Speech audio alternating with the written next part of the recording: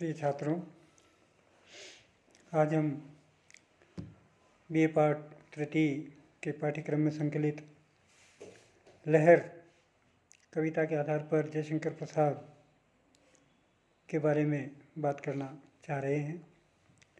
जयशंकर प्रसाद छायावादी काव्य के मूर्धन्य कवि हैं, मुख्य कवि हैं, महत्वपूर्ण स्थान रखते हैं छायावाद में, और इनके द्वारा रचित जो रचना है लहर आपके पाठ्यक्रम में शामिल की गई है।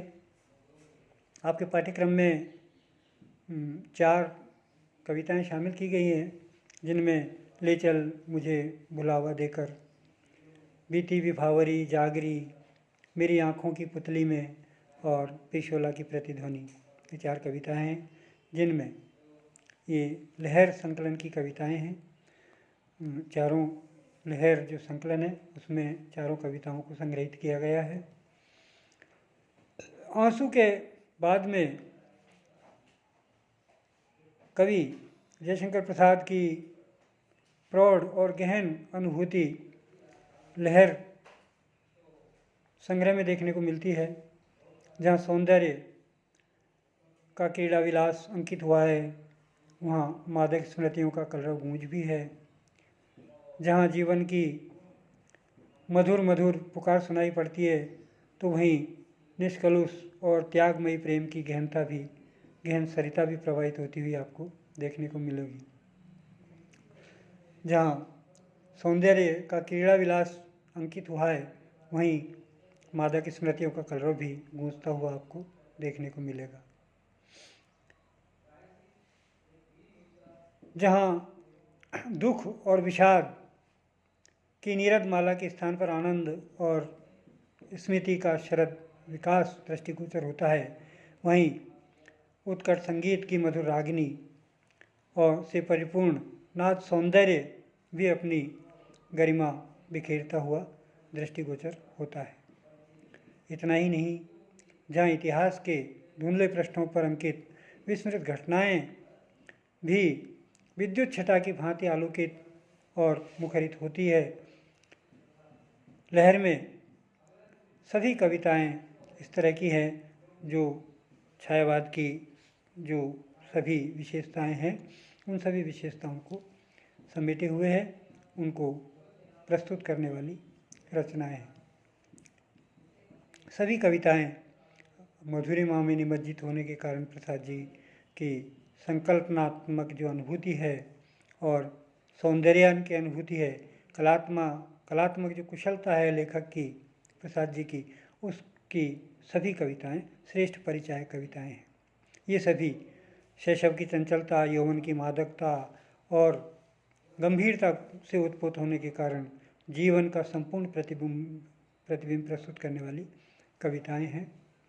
आप जब इन्हें अध्ययन करेंगे तो निश्चित तौर पर जीवन के विविध घटना क्रमों के बारे में आपको जानकारी मिलेगी और जीवन को किस तरह से काल्पनिक रूप से अपनी कल्पना की संहार शक्ति के रूप में लेखक ने प्रस्तुत किया है, देखते ही बनता है। प्रसाद जी की ले चल मुझे बुलावा देकर, मेरे नाविक धीरे धीरे, इसकी चर्चा साहित्य जगत में बहुत ही अधिक हुई है। कुछ विद्वान आलोचकों ने इस कविता को प्रसाद जी की पलायनवादी कविता भी करार दिया गया है। कुछ विद्वान इस कविता के माध्यम से प्रसाद जी की समरसता सिद्धांत है उसका प्रतिपादन देखते हैं इनमें, और ध्यानपूर्वक देखा जाए तो हमें ज्ञात होगा कि यहाँ प्रसाद जी न तो पलायनवादिता का समर्थन करते हैं और न ही समरसतावादी का, बल्कि कभी तो भौतिक संघर्ष का जीता जाता चित्र प्रस्तुत करते हैं।